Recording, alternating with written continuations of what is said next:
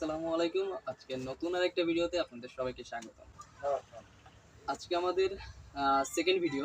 আর আজকে আমরা কথা বলবো প্রেম বিশেষজ্ঞ। মানে আমাদের এক বন্ধু আছে প্রেম বিশেষজ্ঞ।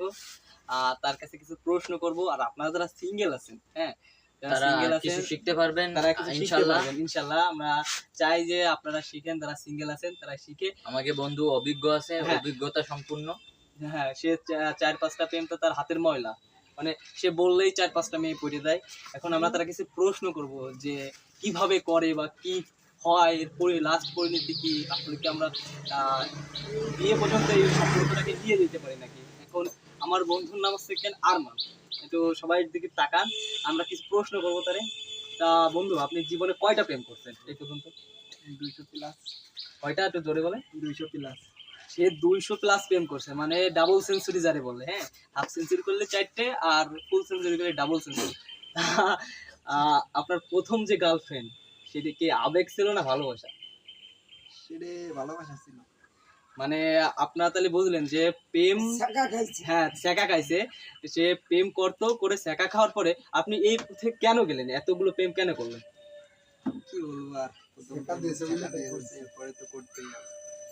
ছ্যাঁকা হ্যাঁ, ভাইয়ের ধারণা ছিল কি যে প্রথম ছেঁকা দিয়েছে, এবারটা আমি ছেঁকা দিব, কারণ তার জীবনটা নষ্ট করে দিচ্ছে একটা মেয়ে। এখন সে চায় অন্য মেয়েদের জীবন নষ্ট করতে।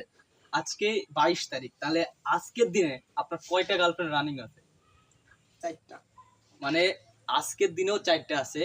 আপনি তাহলে এই মাসের মধ্যে কয়টা গার্লফ্রেন্ড চেঞ্জ করবেন? 8-9টা এরকম, 7-8টা।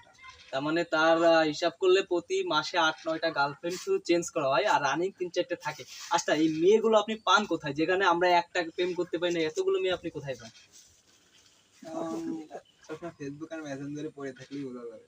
আচ্ছা, কথা শিখতে হবে, মেইন কথা হচ্ছে কথা শিখতে হবে মেয়েদের সাথে। কি ভাই, কিভাবে মেয়েদের আচ্ছা, পটান, একটু আমাদের অভিজ্ঞতা প্রথম শেয়ার যে করবেন? যায় মেয়েদের আমরা কি বলবো, কি বলে আমাদের প্রথম ইমপ্রেস করতে হবে? আমি আমি তো এটা সেরকম বলে বোঝাতে পারবো না। যেটা আমি করতে পারি, একদিন তুমি আমার সাথে থাকবো, আমি করি, আমার পাশে থাকলে বুঝতে পারবো। তার আগে আমি বইলা বোঝাতে পারবো না। আর আপনারা যারা এইগুলো শুনতেছেন তারা যদি নিজের জীবনে অ্যাপ্লাই করেন, যদি মারধর খান, সে থেকে আমরা দায়ী না।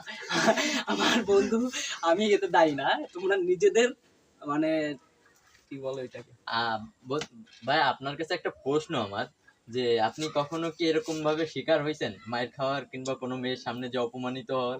প্রেম করি ঠিকই, কোনোদিন কোনো মায়ের সাথে দেখা করতে যায় না। তাইলে ভাই আপনি কিভাবে প্রেম করেন? প্রেম মেসেঞ্জার, ফেসবুক আর এরকম। কেন দেখা করতে যান না ভাই? কেন দেখা করতে যান না আপনি? ওই যে মারামারির ভয়তে।